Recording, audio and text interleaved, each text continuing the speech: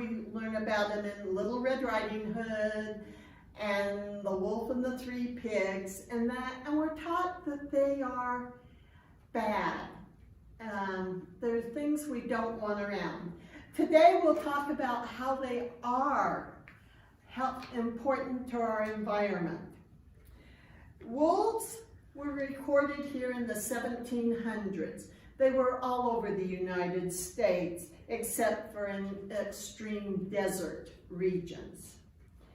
In 1910, though, by then, they had been completely eliminated in the eastern United States and greatly reduced in the West. In 1925, if you went up to Yellowstone, you would not see a wolf. Yellowstone became a national park in 1872, but it was not to protect the animals. It was to protect the geysers. And people were going up there for fishing, hunting, and hunting wasn't as great as it could be if you got rid of the natural predator. So all wolves were killed in Yellowstone. The last wolf was killed in 1944 area. 1966, British Columbia decided there was an importance of having wolves, and they reintroduced it into the Canadian area. Wolf reintroduction was suggested in 1966 that we should bring the wolves back to Yellowstone. And the big concern about that was the population of the elk was over 14,000. And there was no predator for the elk. So in 1977, when the Endangered Species Act took place, it was the beginning of being able to bring the wolves back to Yellowstone. In 1986, the first wolf den was discovered in Glacier National Park, just above Yellowstone. 1987, it was our Congressman Wayne Owens introduced the bill to bring the wolves back. But it wasn't until 1990 that Senator McClure brought it to the Senate.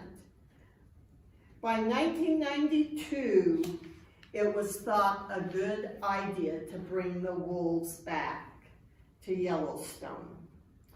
In January of 1993, there was the draft of the reintroduction of gray wolves to Yellowstone National Park. Secretary of Interior signed that off in June of '94. In the winter of January 1995, the first wolves arrived back under the Roosevelt Arch in Yellowstone. And since then, the wolves have been protected and are up to 100 wolves on the average. It got higher than that, and they realized that the prey-predator relationship was not a good relationship. So now they maintain it around 100 wolves. And these wolves aren't fenced in. They can go across Yellowstone National Park into the ranches and that, and there is some protection laws and different things. It was sad, within 3 months of the first wolf being introduced into Yellowstone, it was illegally shot, and the person was captured. So wolves are back in Yellowstone, but what does it mean to Yellowstone? Year 2019, we had 94 wolves in Yellowstone, 8 packs. There was 61 pups were born in 2019, and 42 survived, 68 making up the wolf pack. Most wolves are gray, but their fur can be different shades of gray. There is a gray wolf and a red wolf in the United States. The red wolf is found in southeastern United States. So we have different gray-brown, we have a tan, we have a white, we have a lighter tan, and we have the black wolf in colors. The full-grown wolf is about 5 feet to 6.5 feet long and weighs 90 pounds. The female is only 70 pounds. They can live up to 5 years in Yellowstone and less years in the wild. They can travel up to 35 miles per hour for a short distance. Usually, as a pack, they're moving at 4 to 6 miles an hour, and they can travel up to 20 miles in a day.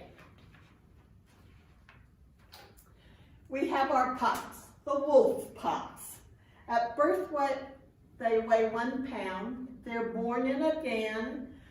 Dens can be on hillsides, and it's a lot of times by the roots of big trees. It's easy to dig under. Other times they're just out and the mother digs a den. The size of the litter is usually about 6 pups, and survival rate is about half of that now. When a pup does die, the mother wolf will take it out of the den and carry it away from the other pups so other animals won't smell the dead carcass. I actually saw this happening up in Lamar when I was up there one spring. They are born with blue eyes, but in 12 weeks, they're the orange-yellow that we're used to seeing. The pups are cared by all members. Even the alpha male might play with a pup or that, but it's a pack thing to take care of the wolves. Wolves each have their own howl. And I always thought of a wolf standing like this and howling. This wolf is actually laying down and howling. You can see his front paws here. These two wolves are howling together. If a group of wolves are howling at the same time, they will harmonize. And why does a wolf howl? They can howl if they're away from their pack and they want to be able to find their pack, they'll howl. If their mate has died or another wolf has died, they might howl. Their howl can travel 7 miles. If you're up in Yellowstone and it's either early morning or late evening in West Yellowstone, if you go over by the gate or the fence, you can hear the wolves in the Grizzly Wolf Center howling. And most wolves hunt at dusk, so either early morning or early evening. People think they hunt on a full moon. Well, the full moon gives a lot of light, so they will hunt when there's good night light. In the summertime, they're especially active only in early morning, evening, and you'll find them sleeping if you can find them. So if you're out looking for wolves in the summer, you better get up early or stay up and hope for a full moon. In some areas, wolves do not live in packs. Packs can get as large as 30, but they can be smaller, like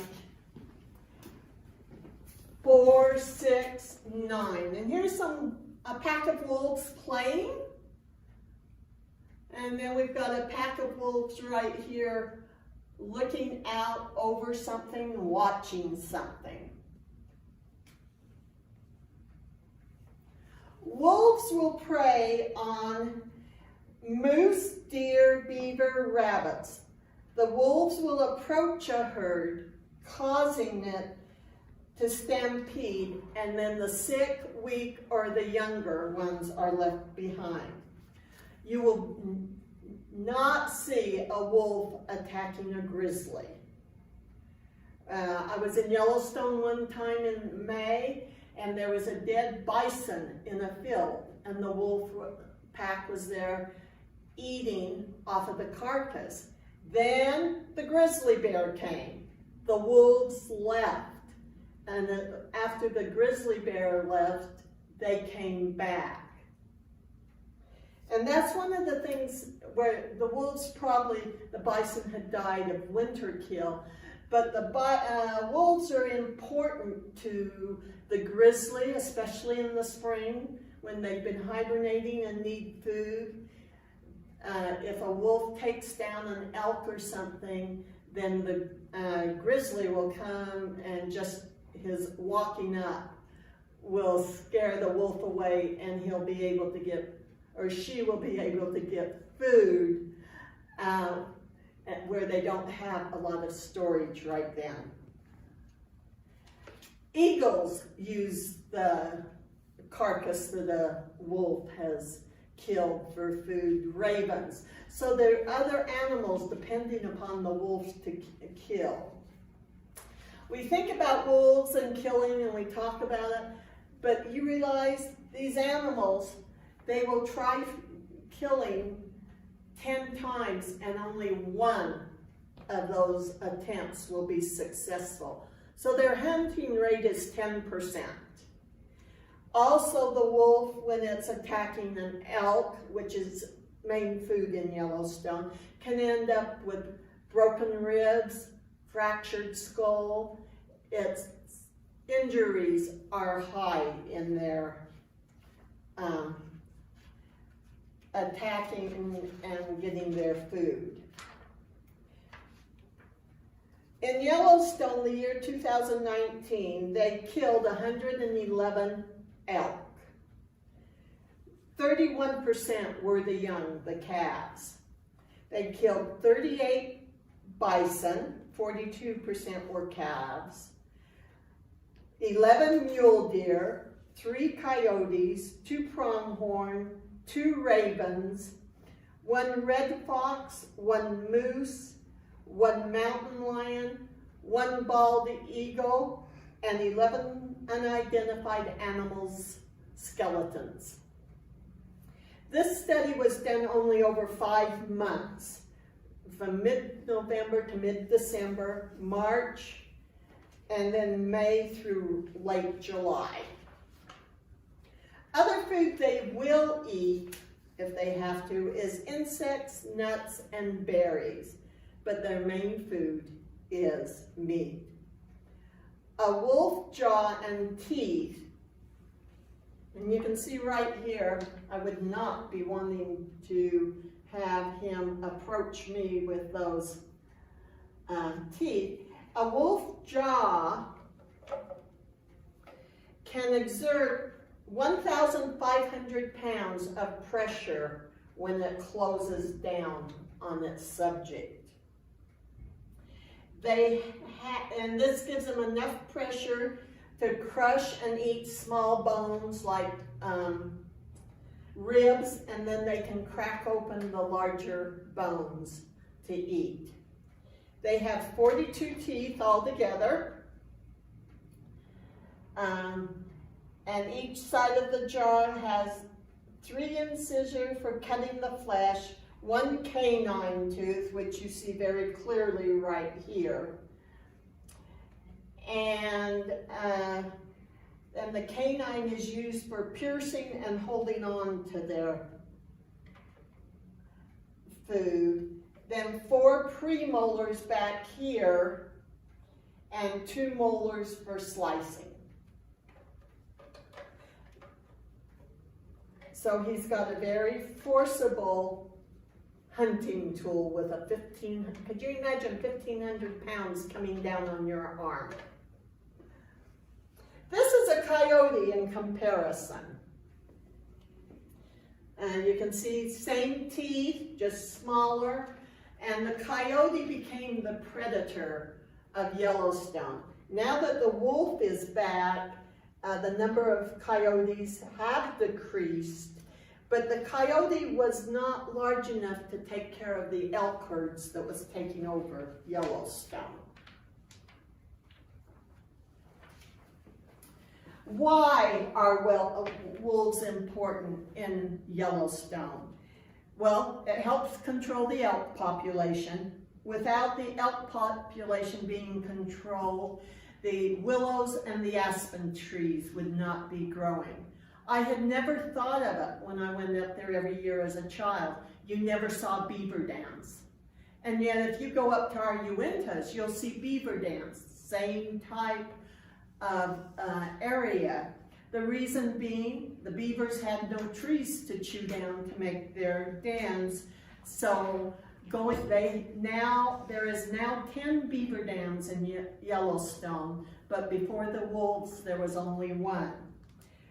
The coyotes were all over when the wolves were gone, and now they are about half the population. This helps the small animals, the red fox and rodents that prey on the smaller animals because of all the coyotes and the fact that they could not kill elk. They were eating the fawns of the pronghorn and all the smaller animals that the small carnivorous animals needed. The scavengers suffered while the wolves were gone. I talked about the grizzly bears and their having to find food when they first came out of the den, and they'd go after the wolf kill. Today, with the wolf being there, killing animals, the scavengers have scraps of food and are being able to be healthier and increase in numbers. The beaver colonies, when they increased, we now have more amphibian type animals in Yellowstone, and songbirds came back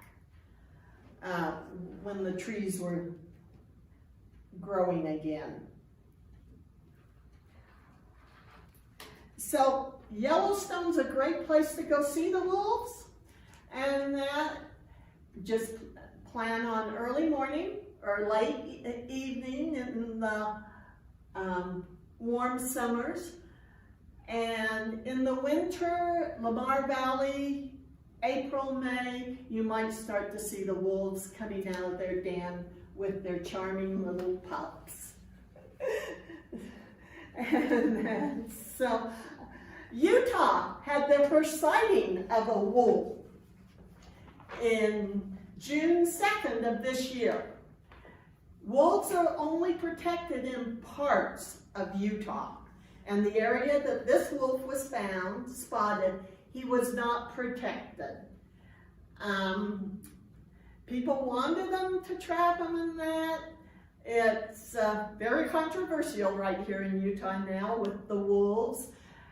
And because we don't have the wolves, if you want to earn a little extra money and you like hunting, you can get paid $50 for shooting a coyote, because there is no predator for it. It is causing damage to livestock and that. So Utah even has its own wolf problem. See you next week with Yellowstone grizzlies. Wolf pelt. The wolf died of natural causes. But you'll see it has the long hair. This is its raincoat. It keeps the moisture off. And then underneath it has the soft, downy type fur. Their paws here, and then they have their good ears for listening, their big ears here, and their tail. A wolf's tail is just like a dog's. If it's wagging, it probably means it's friendly. My dog, I used to come home and if the dog's tail was down behind its legs, I know I would find something had happened in the house. A wolf talks to other wolves by the signal and how his tail is, whether it's down or not. If a wolf lays down on its back, it's being submissive.